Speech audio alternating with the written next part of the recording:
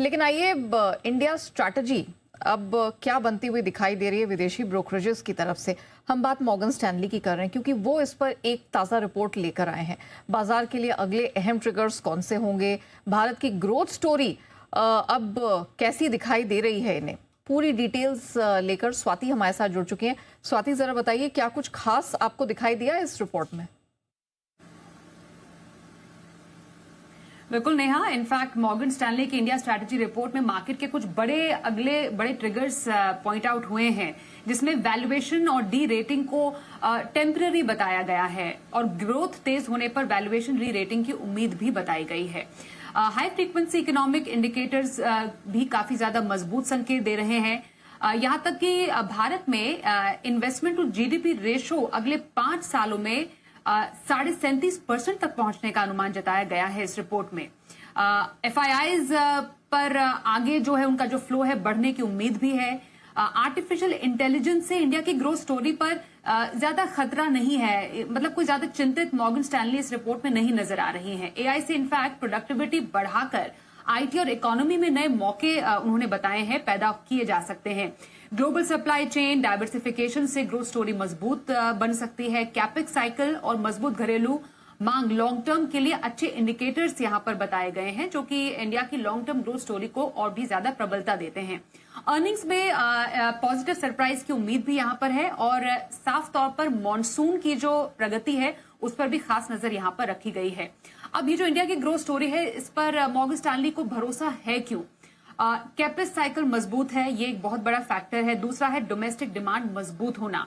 तीसरा है जो पॉलिसी स्टेबिलिटी है, उसका सपोर्ट इस पूरे जो ग्रोथ स्टोरी है उसको और भी ज्यादा मजबूत करता है। आईपीओ पाइपलाइन से भी लिक्विडिटी को सहारा मिलता हुआ यहां पर नजर आ रहा है। अब किस सेक्टर पर सबसे ज्यादा भरोसा है? उसमें है फाइनेंशियल्स, कंज्यूमर डिस्क्रिशनरी, इंडस्ट्रियल और आईटी सेक्टर।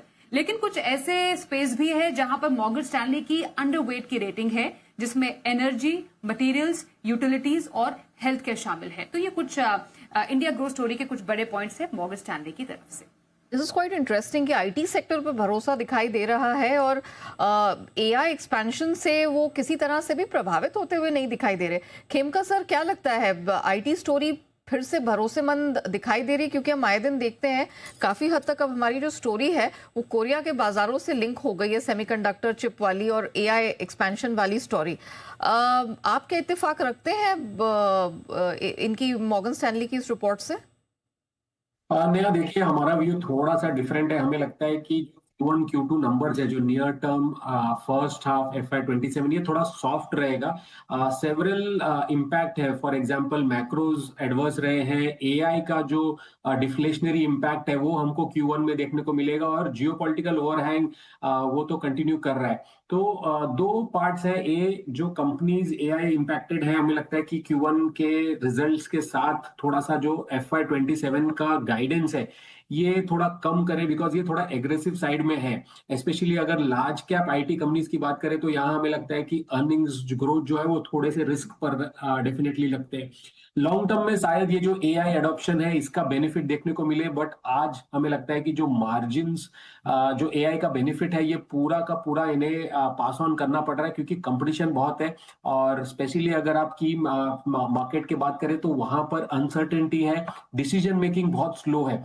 ऑर्डर विन्स हो रहे हैं लेकिन एग्जीक्यूशन पे कहीं ना कहीं यहाँ पे इम्पैक्ट आ रहा है। तो थोड़ा सेंटिमेंट मुझे लगता है कि इस वैल्यूएशन पे, बिकॉज रिकॉर्ड लो वैल्यूएशंस आ गए हैं, मल्टी ईयर लो वैल्यूएशंस है, तो यहाँ से खोने को कम है। बट यहाँ से चलने के लिए मुझे लगता है कि थोड़ा टाइम लगेगा। हमारा क्लियर व्यू आईटी पे थोड़ा अंडरवेट का है।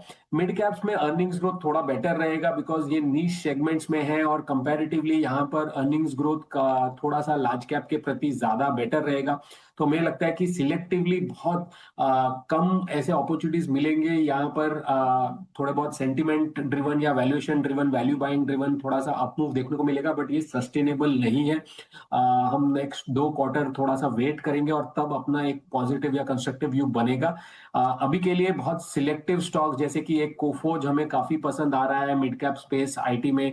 उसके अलावा मुझे लगता है कि लार्ज कैप में थोड़ा सा थ्रेशर बना रहेगा। राइट, तो ये राय आईटी स्टॉक्स पे बनते हुई